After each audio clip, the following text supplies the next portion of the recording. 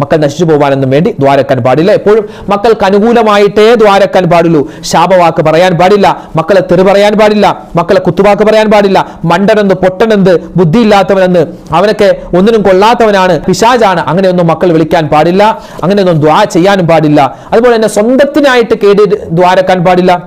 എനിക്ക് ആ രോഗം വന്നെങ്കിൽ, ഞാനൊന്ന് നശിച്ചു പോയെങ്കിൽ, എനിക്കൊന്ന് നഷ്ടം സംഭവിച്ചെങ്കിൽ, എനിക്കൊന്ന് മരണം സംഭവിച്ചെങ്കിൽ, അങ്ങനെയൊന്നും ദ്വാരക്കാൻ പാടില്ല. അപ്പൊ ഈ കാര്യങ്ങൾ പ്രത്യേകം ശ്രദ്ധിക്കണേ. അല്ലാഹു സുബ്ഹാനഹു വ തആല നമ്മുടെ ദുആയിനെ എല്ലാം സ്വീകരിക്കുമാറാവട്ടെ.